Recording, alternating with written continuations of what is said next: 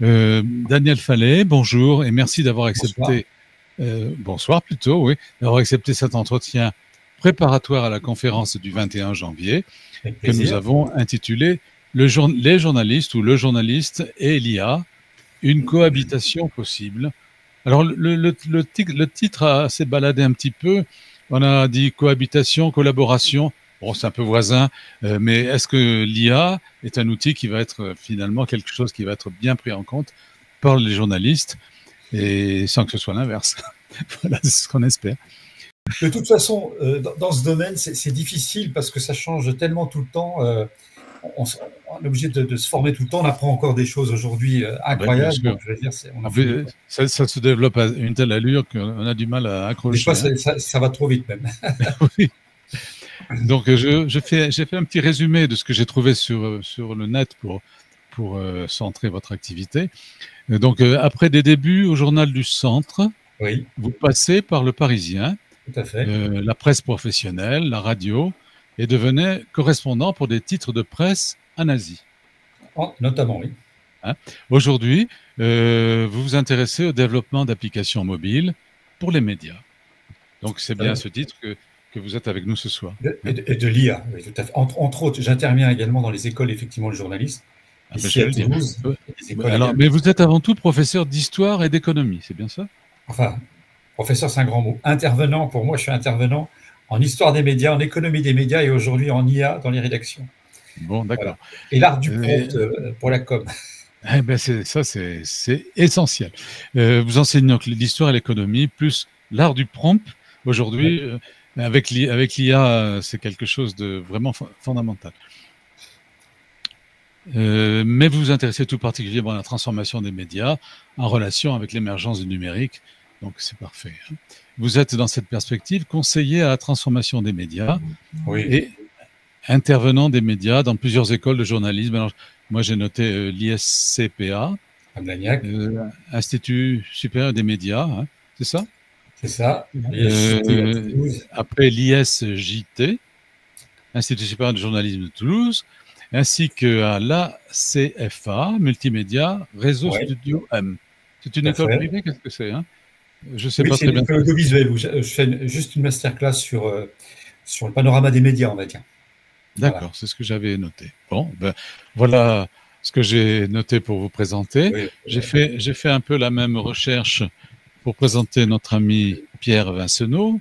J'espère que je vais pas trop l'écorcher dans ce que j'ai noté, hein, parce que j'ai toujours la trouille. Je pense pas, je pense pas. Bonjour Pierre, ou bonsoir. Nous avions eu la Bonsoir. chance et le plaisir de nous connaître lors d'une conférence du club, La presse à l'heure du numérique. C'était en mars 2017. Déjà, vous montriez tout votre intérêt pour le développement du métier de journaliste en appui avec les technologies numériques modernes. Et je vous remercie d'avoir à nouveau accepté d'apporter votre concours et d'apporter à nos auditeurs votre expertise, votre connaissance dans le métier de journaliste, mais plongé dans l'univers du numérique. Aujourd'hui, enfin, quand on parlait en 17, on parlait du numérique en général, mais on ne parlait pas encore de l'IA, des moteurs de recherche conversationnels. On ne les imaginait pas trop. Hein. Bon, l'IA peut-être un peu, mais les moteurs de recherche, ça a pris un décollage tellement fantastique. Donc, vous êtes intéressé à la partie formation auprès des personnes plus ou moins compétentes dans le domaine, de manière à apporter une amélioration dans leur travail ou dans leur usage quotidien de ces outils. C'est ça. Après 10 ans d'expérience en presse écrite, radio ou web, vous sentiez le besoin de redonner du sens à votre métier. Au fil de vos reportages et rencontres, vous faites le constat d'une vraie fracture numérique dans la société. De trop nombreuses personnes savent à peine envoyer un mail. De trop nombreux internautes cherchent Google dans Google. J'invente pas, j'ai lu ça hein, dans certaines. De trop nombreux jeunes prennent pour vérité absolue un hoax, enfin comment on dit, une fausse nouvelle délirant. Hein. Vous êtes arrivé à la conclusion qu'il y a un vrai manque d'éducation au numérique. Et des chefs d'entreprise ont découvert Internet sur le tard. aux adolescents qui sont nés dedans, en passant par les enseignants, les retraités, les salariés et même les journalistes, les besoins sont nombreux et variés. Donc, vous êtes dit qu'il y a un potentiel de travail et de formation à apporter indispensable. Vous avez donc décidé de créer la SCOP Immédiat, c'est ça? Exactement. Avec Xavier Lalu. Organisme de formation au contenu numérique dont vous êtes le directeur associé, gérant et formateur. Vous proposez donc des formations autour du web pour les étudiants, en journalisme, en Sciences Po, de futurs ingénieurs agronomes, des artisans et même des retraités. J'aurais pu venir à votre cours, puisque je suis retraité. Des salariés ou des chefs d'entreprise qui veulent parfaire leur connaissance numérique ou améliorer le travail collaboratif. Donc, vous êtes tout à fait dans la mesure de la conférence que je propose. On va rentrer dans le vif du sujet, si vous voulez bien. Donc, Daniel, dans cet univers d'information décuplée et immédiate, comment le journaliste tirera son épingle du jeu, ou ne risque-t-il pas de se faire dominer par les outils de plus en plus puissants, de plus en plus intelligents? Avez-vous des pistes pour rééquilibrer les forces? Voilà ma première question. Justement, qu'on revienne un peu en arrière, parce qu'en fait, l'IA en journaliste, c'est pas tellement nouveau finalement. Si on fait un petit historique rapide, déjà le Monde, va y avoir 10 ans maintenant, en 2015, avait déjà un outil. Au moment des élections municipales de 2015, ils avaient déjà commencé à automatiser les résultats donc, des élections avec une entreprise. Ils s'étaient associés avec une entreprise qui s'appelait Scilab, je ne sais pas si ça existe toujours, Scilab.ai, et donc ils avaient déjà cet outil qui leur permettait finalement d'obtenir les résultats de toutes les communes de France, au lieu de passer, que les journalistes ou les stagiaires passent leur après-midi à téléphoner à toutes les préfectures pour avoir les résultats. C'était déjà des premiers tests. Et puis aux États-Unis, la Société de presse avait déjà mis en place également une automatisation des résultats sportifs de matchs, que ce soit de basketball, de basket, je vais y arriver, de volley, enfin, etc.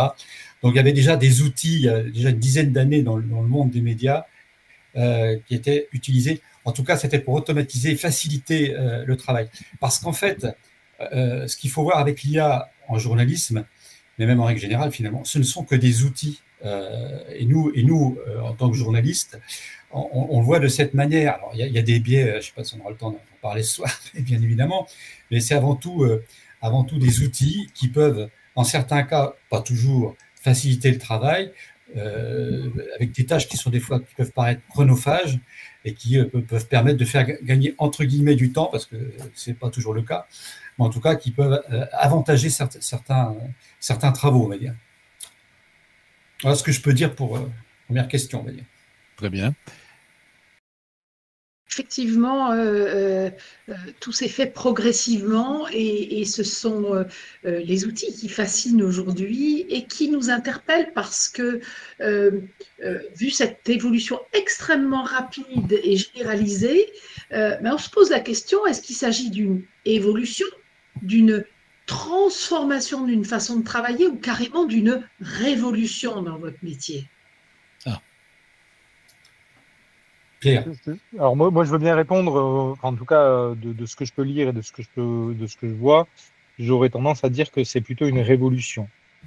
Mais une révolution dans notre métier, mais en fait dans la société en général, dans la société globale, le métier de journaliste, il va être affecté, il va être impacté par l'IA. Il l'est déjà de manière positive, il l'est parfois de manière plus limite, mais il l'est déjà impacté, mais comme vraiment tous les métiers aujourd'hui. Quand on parle quand on fait un petit pas en arrière et qu'on se souvient moi je suis encore de la génération qui n'a pas connu Internet quand j'étais enfant. J'ai découvert Internet à 18-20 ans quand je suis arrivé en fac. Et en 20 ans, Internet a complètement bouleverser le monde du travail et changer le monde du travail. Et aujourd'hui, de ce qu'on voit de l'IA et du potentiel de l'IA, en quelques années, en 2-3 ans, ChatGPT, le ChatGPT grand public, c'est novembre 2022. Oui, tu m'arrêtes si je dis des bêtises, Daniel. Non, c'est juste. Je confirme. Et en 2 ans, ça a déjà pris une ampleur folle. Donc en fait, vraiment, on est sur plutôt de l'ordre de la révolution de tous les métiers et du métier de journaliste en partie, enfin, également. C'est vrai que le décollage des connexions sur ChatGPT ont pris une pente vertigineuse, quoi. C'est complètement exponentiel. Hein. Il y a un aspect, comme le disait Daniel, hein, l'IA, elle existe dans les médias, elle existe, tous les grands groupes développent de l'IA depuis très longtemps, il y a de l'IA partout. Si vous voulez, je vous présenterai une petite carte de toutes les IA qui existent à un moment donné.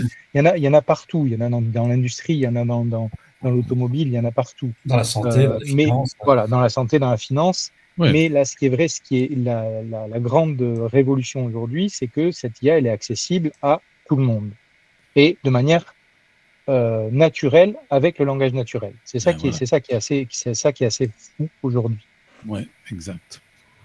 C'est naturel, mais bon, on ne peut pas imaginer de faire des articles uniquement en tapant un prompt sur l'IA et hop, le journaliste, il imprime et il porte ça à son rédacteur en chef, terminé. Surtout pas. Surtout pas. Hein? D'abord parce que c'est très mauvais.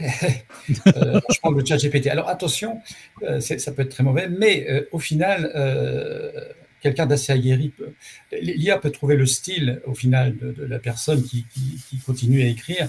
Et au bout d'un moment, on va y arriver. Hein. Nous, on se pose la question avec d'autres collègues, est-ce qu'on va continuer finalement à écrire, c'est-à-dire à prendre des notes, je sais pas, en tant que journaliste, on dit que le journaliste, la base du journaliste, c'est un carnet, 2 stylos au cas où voilà. il y en a un qui marche pas pour aller faire son enquête ou interviewer quelqu'un, etc.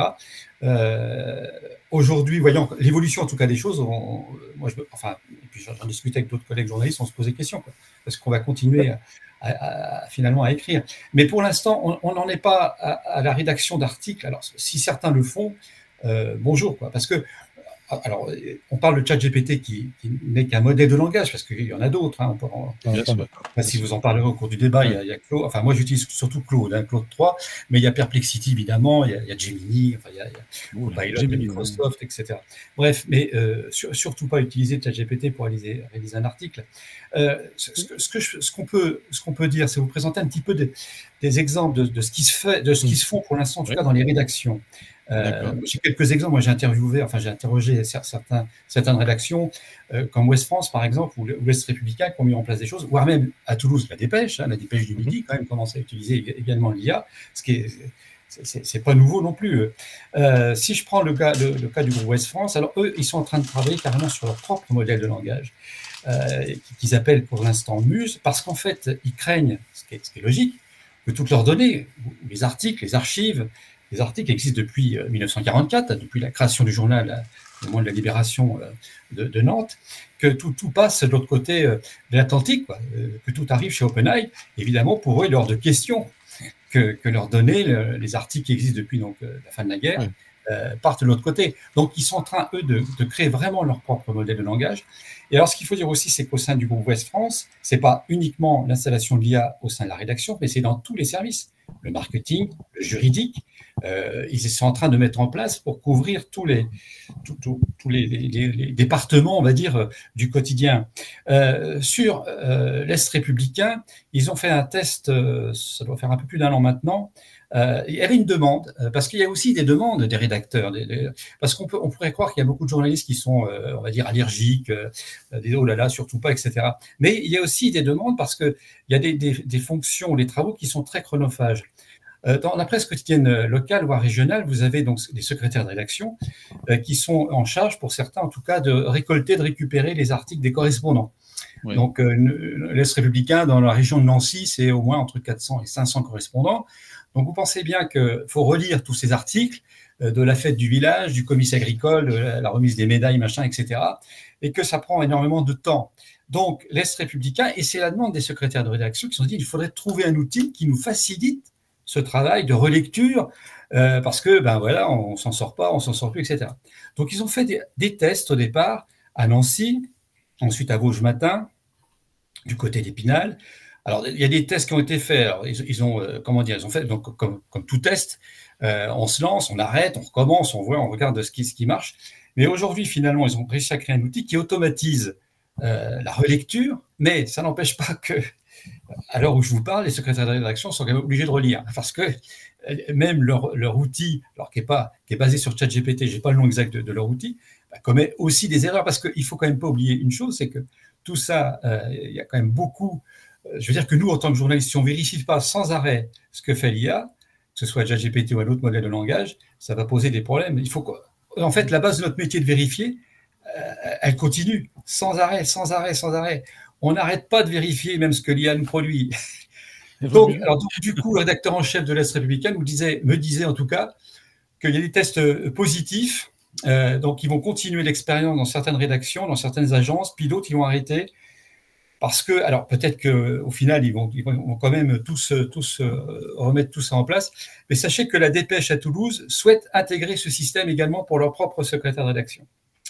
Et la Dépêche utilise un outil qui existe déjà depuis un petit moment, Pierre doit le connaître, qui s'appelle AIDA, un outil d'IA, qui finalement, parce que les journalistes aujourd'hui travaillent plutôt en web first, c'est-à-dire on écrit d'abord pour le web, pour le site internet de la Dépêche, et ils ont un outil qui leur permet de transformer l'article, ils appuient sur un bouton, paf, pour la version print. Voilà. Les journalistes, hop, on appuie sur un bouton et l'article se met en page directement. Donc, c'est un système qui s'appelle AIDA, qui a été créé par la société Protec Media, qui est basée à Madrid, qui est une société espagnole, qui équipe d'ailleurs pas mal de journaux. Alors, évidemment en Espagne, mais qui commence aussi à équiper pas mal de choses en France. Donc, voilà, parmi deux exemples. Bon, je pourrais vous en citer d'autres, évidemment, mais bon. Pour rebondir sur ce que tu dis, Daniel, moi, effectivement, j'ai fait un peu le tour aussi de quelques rédacs, alors pas de manière aussi poussée que Daniel, hein, qui est un vrai spécialiste, mais ce qu'on voit dans toutes les rédactions qui utilisent l'IA ont écrit une charte. Et ce qui est commun dans toutes les chartes, c'est s'il y a utilisation de l'IA, il faut qu'il y ait vérification derrière par l'humain. Ça, c'est commun à toutes les chartes qu'on a. Voilà. Et après, effectivement, aujourd'hui, alors, je vais pondérer un peu ce que dit Daniel sur l'écriture des articles, parce qu'en fait, il y a des expériences où il y a déjà des articles qui sont écrits par l'IA. Alors, Daniel le disait, hein, Le Monde écrivait des articles pour les départementales ou municipales en 2015. Municipales, oui, c'est ça. En 2015 pour chacune des communes. Mais aujourd'hui, par exemple, si on prend une grosse agence qui s'appelle Bloomberg et qui est une agence internationale d'articles économiques, de finance, a développé sa propre IA basée sur tous les contenus de Bloomberg, donc un peu comme ce que vous disiez Daniel sur Web France, donc sur tous les contenus qu'ils ont depuis des dizaines d'années, très pointus économiquement, et leur IA rédige des articles, notamment sur un aspect qui est quand il y a les résultats trimestriels, les résultats annuels des sociétés qui tombent, les rapports d'activité, l'IA rédige les premiers articles factuels basés sur ces rapports d'activité. Ça n'empêche pas derrière les journalistes, les analystes de reprendre, d'aller et de faire d'autres articles plus pointus, plus précis, etc. Mais aujourd'hui, l'IA rédige ces articles. Et il y a les Suisses, notamment, développent ça aussi en Europe de l'Est. Enfin, Daniel le sait bien. Ouais. Il y a sur du local, il y a des articles qui sont écrits, qui sont des articles que les journalistes n'écriraient pas, en fait, qui sont des articles de météo, de choses très personnalisées, brèves, très à une zone, des brèves, des choses comme ça, où les journalistes n'auraient pas le temps, finalement, de les écrire, mais qui sont écrits aujourd'hui par l'IA, avec plus ou moins d'encadrement selon les pays, selon les médias, etc. Voilà. Donc c'est pour rebondir et pour vous donner aussi un autre exemple sur les outils en tout cas, qui sont mis en place. Je peux vous montrer, je ne sais pas si vous le voyez, je vais vous lire l'article. Science et Avenir publie ce mois-ci un spécial IA, ce qu'elle change. Hein. Et j'aime bien l'édito, je vous en lis un tout petit extrait. Aucun article de ce numéro n'aurait vu le jour si l'intelligence artificielle n'existait pas. Et pourtant, nous avons décidé, comme dans chaque numéro, de ne jamais lui confier l'écriture et l'illustration. Si nous utilisons parfois des outils d'aide à la transcription ou à la retouche d'images, ils demeurent strictement au service du journaliste en respectant notre engagement fondamental. Préservez votre confiance en la qualité de science et avenir, en l'occurrence, et l'intégrité d'un travail résolument humain. On parle de la rédaction, mais dans tous les services. Là, on a une demande, parce que moi, je suis un groupe, on est à peu près 300-400 journalistes sur un groupe WhatsApp, là, différents éditeurs, etc. Et on a des demandes qui passent de temps en temps. Donc, on a eu, par exemple, la semaine dernière, le responsable du service photo de l'équipe. Son souci, c'est en fait, il voudrait créer un outil au sein du service photo, parce que dans le journal, que ce soit le print ou le web, ils ont évidemment beaucoup d'images qui diffusent, qui publient, que ce soit des images réalisées par les agences de presse, que ce soit Reuters, Getty Images, etc. Enfin, j'en passe, l'AFP, l'AP, etc. Ils voudraient créer un outil qui finalement fasse la pige à leur place, parce que le service photo a besoin de piger pour ensuite payer telle agence, tel photographe, etc. Donc, ils cherchent un outil qui lui permette d'automatiser ce système. Donc, on est en train de travailler dessus, de faire un prompt, de voir de quelle manière. Alors, on a sorti un PDF pour l'instant, peut-être un truc Excel, mais je l'ai encore eu ce matin au téléphone, en train de voir comment on va pouvoir l'aider. Vous voyez, c'est ce genre de choses. On a eu aussi, avant les vacances, quelqu'un qui cherche dans une agence de com à automatiser tous les sites de presse pour avoir des informations sur tel ou tel domaine, je ne sais plus lesquels, mais d'avoir un système qui lui fasse gagner du temps parce qu'il souhaite avoir des informations sur tel domaine de tout un tas de sites de presse. Je n'ai plus les thèmes en tête. Donc voilà, on essaye de voir de quelle manière on peut avoir un outil. Donc voilà, on a ce genre de choses. J'avais eu aussi après, je laisserai peut-être la parole, mais des journalistes au Sénégal, par exemple, qui ont du mal à poser certaines questions à leur gouvernement parce qu'ils évitent toujours, ils ont toujours la langue de bois, c'est pire que chez nous là-bas, bref. Donc ils ont organisé avec, je crois qu'ils ont utilisé ChatGPT, comment on peut poser les questions de façon à ce que vraiment le ministre en question réponde. Donc, ils se sont entraînés avec, ils ont mis ChatGPT comme si c'était le ministre, et puis voilà, il y a une espèce d'échange. Quelles sont les questions qu'on peut vraiment aborder sans que monsieur ferme la porte. C'est un peu ça. Vous voyez, c'est ce genre d'exemple, de trouver des solutions qui permettent finalement de faciliter le travail. C'est ça qu'on va voir aussi émerger. C'est que il y a peut-être des dangers, mais il y a aussi une certaine créativité, des choses qu'on ne voit pas toujours en tant que journaliste, parce que des fois on est la tête dans le guidon dans son enquête, etc. On va pouvoir créer d'autres choses derrière, et puis aussi faciliter, ça on n'en parle pas assez, et surtout en France, faciliter le rapport avec l'utilisateur ou le lecteur, en tout cas pour Cellprint. Et ça, c'est un peu nouveau. Pierre parlait de révolution, et ça aussi, surtout en France, où le lecteur était un peu délaissé. Moi, je me souviens de l'époque, on écrivait un article et puis il est lu, il n'est pas lu. C'est pas grave. Maintenant, on n'est plus dans cette mouvance-là. L'importance aujourd'hui, on en parle aussi de plus en plus, c'est quel est l'impact finalement à mon article, quel est l'impact à ma vidéo postée sur un site internet ou un podcast. Qu'est-ce que ça donne comme impact? Et c'est une vraie question, d'ailleurs, ça on devrait l'enseigner dans les écoles de journalisme. C'est une sorte d'audimat, quoi. Et ça, l'IA, par contre, peut nous aider dans ce schéma, en tout cas. L'IA peut nous aider à retitrer, l'IA peut nous aider à être mieux référencé, l'IA peut nous aider à trouver comment traiter un marronnier qu'on a traité 100 fois, qui est l'ouverture des cadeaux de Noël ou le recyclage des cadeaux de Noël ou je ne sais quel ou l'augmentation des impôts, comme on ou l'augmentation des impôts, comment on le traite, ça peut aider à trouver de nouveaux angles. Et après, alors, je pense que les intervenants sur place reviendront aussi sur tous les points négatifs et là-dessus. Mais moi, je garde aussi l'espoir de dire que finalement, l'IA va aussi permettre de faire ressortir les journalistes sur le terrain. Moi, je suis la génération des journalistes qui a vécu, qui a subi en plein la révolution d'Internet, et où finalement on a appris dans les écoles de journalisme à aller en reportage, à faire du terrain, et on s'est retrouvé dans nos premiers emplois à faire quoi? À faire ce qu'on appelle du desk, c'est-à-dire du copier-coller en faisant éventuellement un coup de fil au mieux, mais du copier-coller de ce qu'on voyait d'une dépêche d'agence ou d'un autre média. Et j'espère que, en tout cas, moi, je discute avec des rédactions de presse professionnelles, notamment, et les directeurs de la rédaction ont cette volonté de dire, on va arrêter de perdre du temps sur traiter un communiqué de presse, mais l'info, elle est intéressante, mais qu'on va pas enrichir ce communiqué de presse, et on va arrêter de mettre un journaliste qui va passer 10 minutes ou un quart d'heure ou 20 minutes ou une heure dessus, et on va faire ça par l'IA. Et derrière, par contre, on enverra les journalistes enquêter, passer des coups de fil, développer leur réseau, sourcer, etc. J'ai un ancien étudiant qui est maintenant, tu connais Pierre, c'est Germain Chartrier, je crois, qui travaille au Canada pour un média local, un pure player d'info, comme on dit, mais local là-bas au Canada, je ne sais plus dans quel patelin.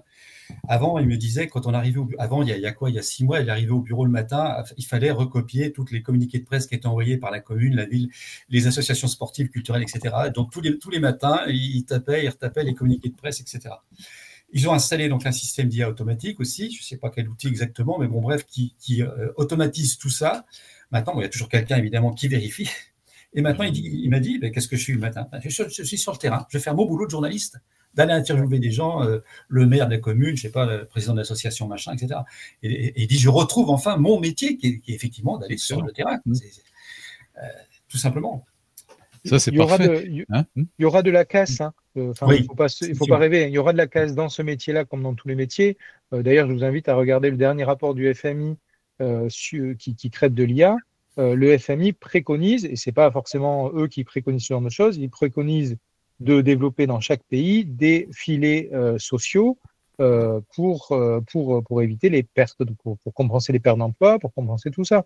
Il y aura de la casse à un moment donné, mais sans doute pour repartir sur autre chose, sur quelque chose de nouveau, et puis faire évoluer, sans doute très vite. C'est là où c'est difficile. Il y aura peut-être d'autres métiers qui vont émerger.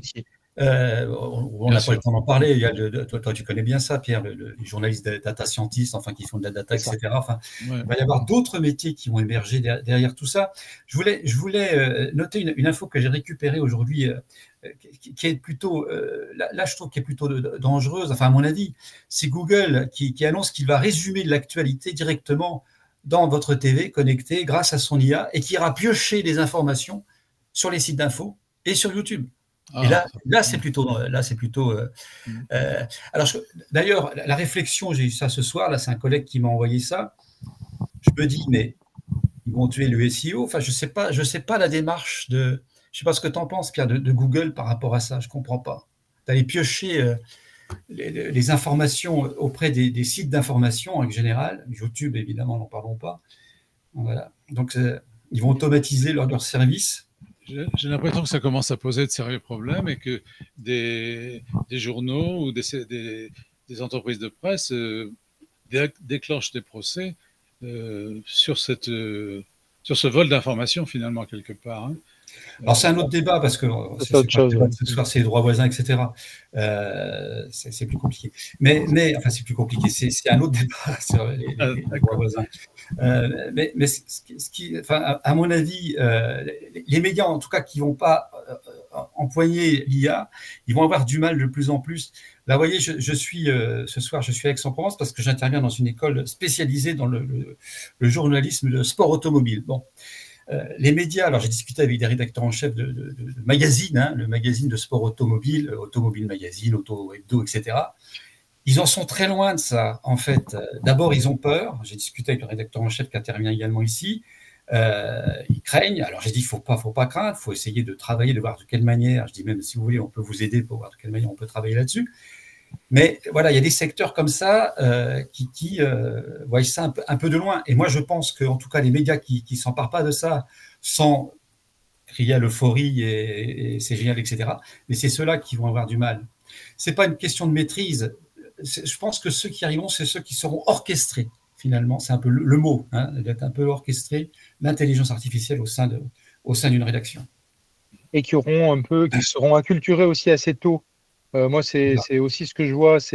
On voit bien que quand Internet est arrivé, la presse régionale a mis du temps à se développer. Et il y a eu une grosse difficulté pour la presse régionale à faire cette transition-là. Parce qu'ils voyaient Internet comme le mal, il n'y a surtout pas à y aller, ça va nous tuer, etc. Mais finalement, ce qui les a tués, ou en tout cas ce qui a failli les tuer, c'est le retard qu'ils ont pris pour aller s'y intéresser et s'y acculturer. De toute façon, les médias, pas que locaux, mais dits traditionnels en règle générale, c'est eux qui auraient dû créer les réseaux sociaux. Exactement. C'est eux qui auraient dû créer TikTok, Instagram, etc. Ils sont passés complètement à côté du numérique, les médias dits traditionnels, je ne sais pas, Le Monde, Le Figaro, machin, et j'en passe, etc. Ils sont passés complètement à côté du numérique. Donc, on le voit bien aujourd'hui. Alors, une fois de plus, c'est un autre débat avec ce qui s'est passé aux États-Unis au niveau des élections. C'est pas les médias dits traditionnels qui ont fait l'élection. C'est des gens qui sont sur YouTube, etc., qui n'ont strictement rien à voir, qui n'informent personne, qui ne sont pas journalistes, qui ont fait, on va dire, entre guillemets, le buzz et qui ont mené un peu la danse. Ouais. Et ça pose aujourd'hui, indépendamment de l'IA, donc c'est un autre problème, quoi. Mais, pour dire en tout cas que les médias ont complètement loupé cette période. Et qu'aujourd'hui, ils essayent de se rattraper. C'est pour ça que le monde a signé tout de suite avec OpenAI.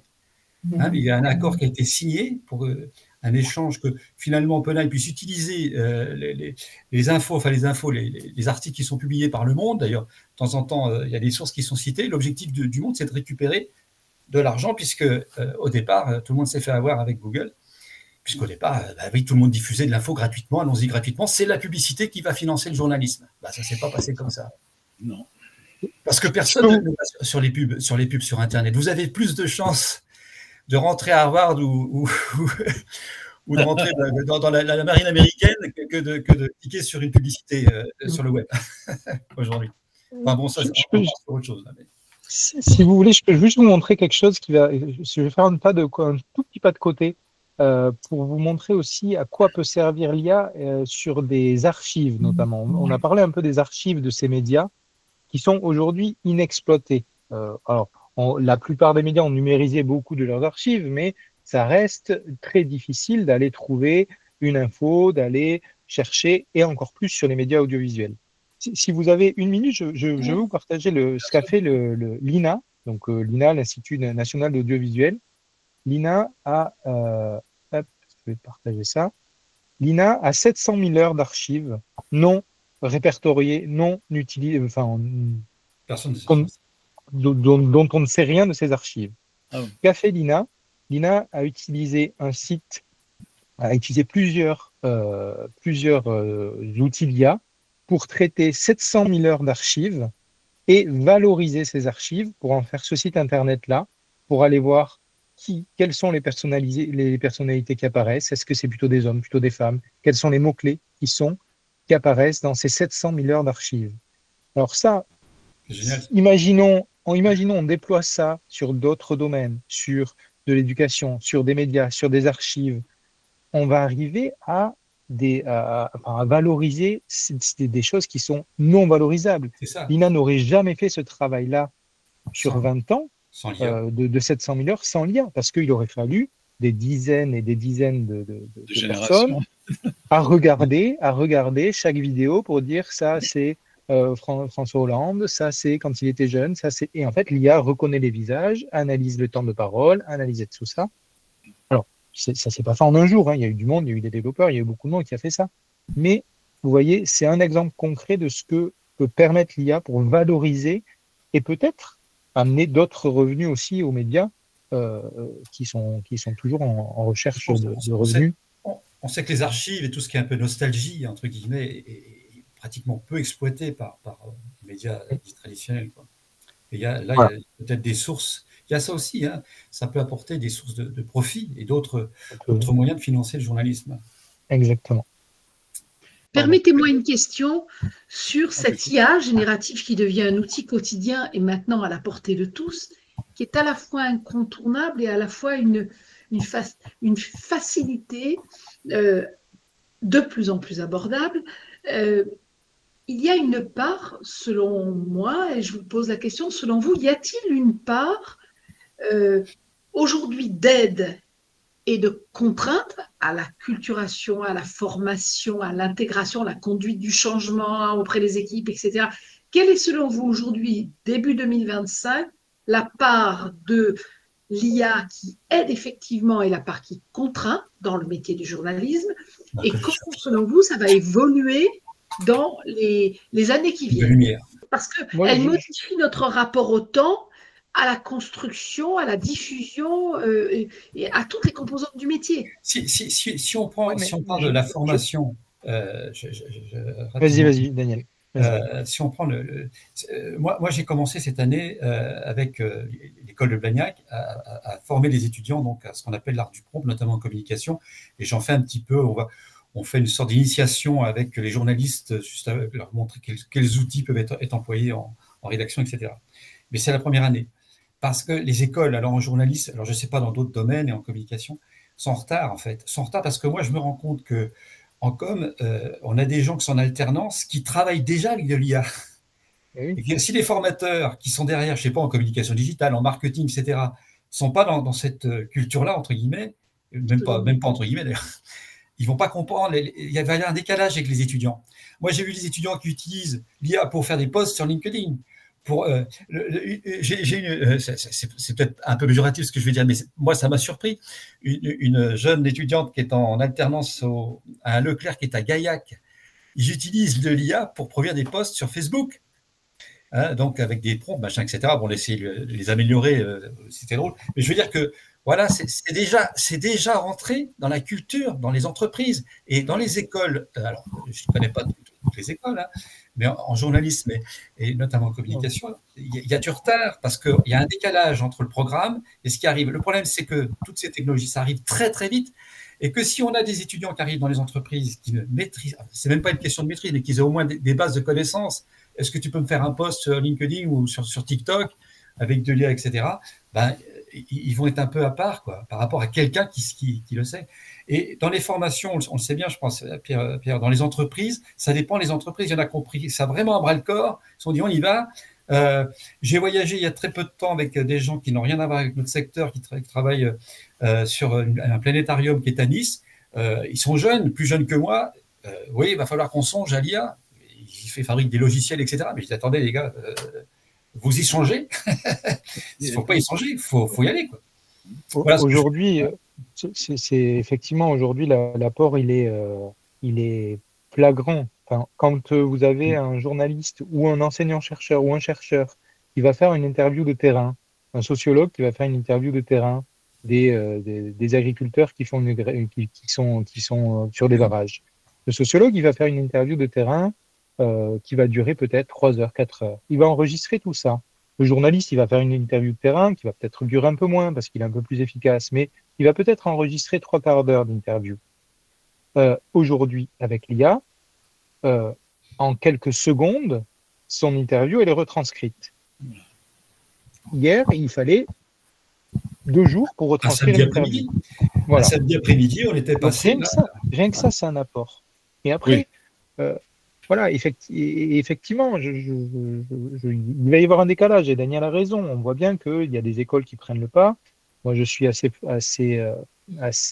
étonné que le premier rapport des écoles avec l'IA, c'est on fait une charte en disant tout ce qu'on n'a pas le droit de faire avec l'IA. Oui. Non, c'est pas la bonne approche. La bonne approche, c'est de dire OK, l'IA, elle est là, on va l'utiliser, on va pas la bloquer sur la Wi-Fi parce que ça sert à rien de la bloquer sur la Wi-Fi, ils l'utiliseront autrement. Ouais. Et par contre, on encadre, on forme, on aide à faire des prompts efficaces, on aide à gagner, on aide à voir ça comme un outil. On peut créer dans les écoles, parce que admettons qu'on ne veuille pas que les étudiants justement écrivent un article ou fassent un plagiat en faisant un mémoire, mais ça existe avec de l'IA. C'est-à-dire qu'on va créer un outil personnalisé, on va mettre des contraintes à l'intérieur de cette IA. On va dire, ben voilà, les étudiants pouvaient utiliser cet outil, mais par contre, il y aura des contraintes qu'on aura déjà préinscrites dans l'IA. Pas le droit de réécrire un article, pas le droit de plagiat, d'utiliser l'IA pour faire un mémoire entier, enfin que sais-je, etc. Ça, bien évidemment que ça existe. Mais là, effectivement, comme le dit Pierre, et d'ailleurs à l'ISCP à Blagnac, ils sont en train déjà de changer la charte. J'en avais fait une l'an dernier qui travaillait, ils la changent déjà parce qu'ils se rendent compte, ah oui, ça va trop vite. Ils sont dépassés. Ils interdisent certaines choses. Mais là oui, il faut. Et d'ailleurs, moi, je vais intervenir. Dans les médias, c'est la même chose. Donc, on va intervenir pour former des formateurs. Hein, je crois que tu vas intervenir aussi, Pierre. Enfin, bref. Non, je ne peux pas m'en dire. Ah oui, c'est vrai que tu n'es pas disponible non plus, mais en tout cas, on va intervenir pour voir comment on peut travailler sur différents secteurs, en marketing digital, en marketing en général, etc. En tout cas, en communication, comment on peut travailler avec les étudiants sans que ce soit une contrainte. Enfin, il peut y avoir des contraintes, mais il faut les mettre dès le départ. Et une fois que c'est calé, ça ne bouge plus. Enfin, en principe. En principe. Bon, écoutez. Un prompt, vous savez, un prompt, ça évolue tout le temps.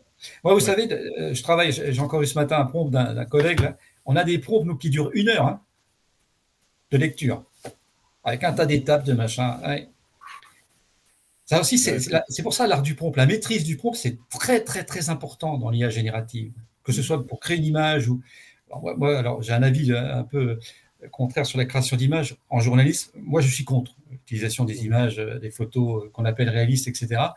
Parce que là, par contre, ça pose un problème à la fois de droit d'auteur, et puis, voilà, là, c'est sûr qu'on va supprimer des postes de journalistes, de banques d'images, d'agences, etc. quoi. Et ça, et l'éthique, évidemment. Et l'éthique. Mais je connais des journaux, des hebdos, même des hebdomadaires locaux. Il y en a le Messager à Annecy qui a fait des unes avec ce qu'on appelle Midjourney, avec de l'IA générative. Bon, c'est pour traiter des sujets, on va dire, banals, entre guillemets. Mais bon, voilà, quoi. Ils utilisent ça.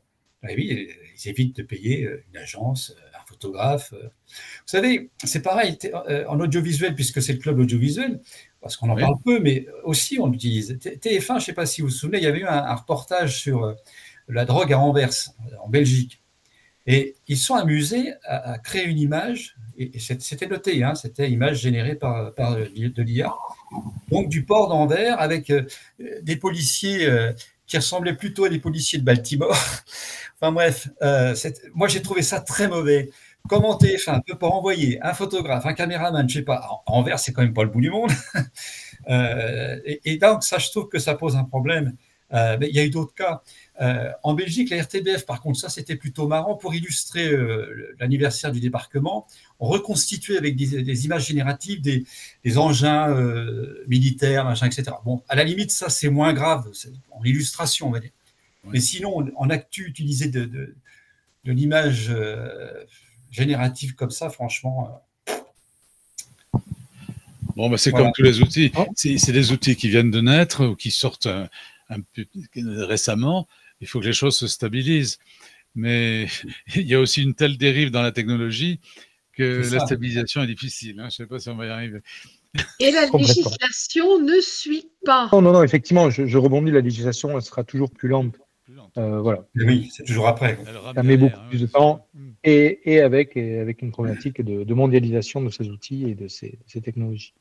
Une question de conclusion peut-être. Oui. Comment vous verriez cette image de l'évolution à venir, de cette révolution et de ces suites? Moi, je suis un éternel optimiste, donc ça reste une route de montagne parce que ça va être sinueux, ça va être compliqué, ça va être pas accessible à tout le monde, en tout cas tout de suite. Donc, ça reste une route de montagne.